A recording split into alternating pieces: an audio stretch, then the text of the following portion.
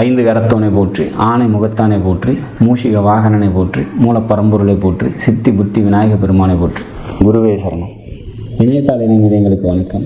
இது மே மாத ராசி பலன். மே மாதம் தனுசு ராசிக்கு எப்படி இருக்க போகுது அப்படிங்கிறத பார்க்கலாம். அதுக்கு முன்னாடி மே மாதத்தில் வரக்கூடிய முக்கிய விசேஷ தினங்கள் என்ன அப்படிங்கிறத பார்க்கலாம். மே 4ஆம் தேதி அக்னி நட்சத்திரம் ஆரம்பம். மே 10ஆம் தேதி அக்ஷய திருதி. அக்ஷய திருதி அன்னைக்கு நம்மளால் முடிஞ்ச தான தர்மங்களை செஞ்சுட்டு வருது சிறப்பை. 22ஆம் தேதி நரசிம்மர் ஜெயந்தி. அன்றைய தினம் நரசிம்மர் வழிபாடு மேற்கொள்வது சிறப்பை தரும். உங்களால் முடிஞ்ச அளவுக்கு அன்னைக்கு கஸ்தூரி மஞ்சள் அபிஷேகத்துக்கு வாங்கி கொடுக்கறது சிறப்பை தரும். குறிப்பாக பவகரணத்தில் பிறந்தவங்க அன்றைய தினம் கஸ்தூரி மஞ்சள் அபிஷேகத்துக்கு வாங்கி கொடுத்து நரசிம்மர் வழிபாடு செய்வது சிறப்பு. 22ஆம் தேதி வைகாசி விசாகம். அன்றைய தினம் முருகக் கடவுளோட வழிபாடு செய்வது சிறப்பை தரும். 23ஆம் தேதி புத்த பூர்ணிமா.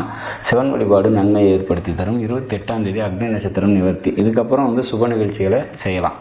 அக்னி நட்சத்திரம் ஆரம்பித்த உடனே சுப நிகழ்ச்சிகளை நிறுத்திக்கிட்டு 28ஆம் தேதிக்கு மேலே சுப நிகழ்வுகளை செஞ்சுக்கிறது சிறப்பை தரும் அப்படிங்கிறத சொல்லலாம். சரி, எப்படி இருக்க போகுது இந்த மே மாதம் தனுசு ராசியை பொறுத்த வரைக்கும் அப்படின்னாக்கா, 2ஆம் அதிபதி நல்லா இருக்காரு, ஸ்ட்ராங்காக இருக்காரு. இப்போ பொருளாதாரத்தை பற்றி கவலைப்பட தேவையில்லை. 5ஆம் அதிபதி 5லேயே ஆட்சி ஆகிறாரு, பரிவர்த்தனை ஆகிறாரு. பூர்வீகம் தொடர்பான பிரச்சனைகள் இருந்தது, விரயங்கள் இருந்தது, குலதெய்வ வழிபாடெல்லாம் தடைபட்டு இருந்ததுன்னா அதெல்லாம் கிளியர் ஆகும் அப்படிங்கிற மாதிரியான ஒரு அமைப்பு. மனதில் எழக்கூடிய ஆசைகள்லாம் நிறைவேறும் அப்படிங்கிறத நம்ம உறுதியாக சொல்லலாம். தாய் வழி சொந்தத்தால் தேவையற்ற விரயங்களும் அலைச்சலும் செலவும் ஏற்படும் அப்படிங்கிற மாதிரியான ஒரு அமைப்பு. வீடு, சொத்து, இடம் சம்மந்தப்பட்ட விஷயங்களில் முன்னேற்றமான ஒரு சூழ்நிலைகள் ஏற்படும். படிச்சுட்டு இருக்கவங்களுக்கு படிப்பு நல்லாயிருக்கும் அப்படிங்கிற மாதிரியான ஒரு சுச்சுவேஷன்ஸ் கிரியேட் ஆகும். நண்பர்களால் பார்த்திங்கனாக்கா நன்மைகள் ஏற்படக்கூடிய நல்ல ஒரு மாதம். மனைவியாலையும் அனுகூலமான ஒரு சூழ்நிலைகள் ஏற்படும் அப்படின்னு சொல்லலாம். தந்தையாரால் நன்மைகள் ஏற்படும். அரசாங்கத்தால் நன்மைகள் ஏற்படக்கூடிய நல்லதொரு மாதமாக இந்த மாதம் இருக்கும் அப்படிங்கிறது தான் ஒரு சுச்சுவேஷன்ஸ்.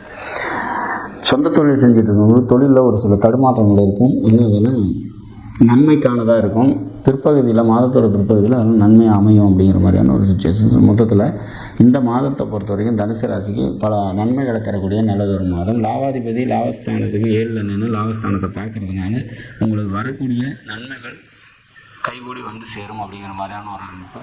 நண்பர்களால் நன்மைகள் ஏற்படக்கூடிய நல்லதொரு மாதமாக நிச்சயமாக இருக்கும். விரையாதிபதி உங்களோட ராசிக்கு 5ல் இருக்காங்க. அப்போ குழந்தைகளுக்காக நிறைய செலவுகள் ஏற்படலாம்.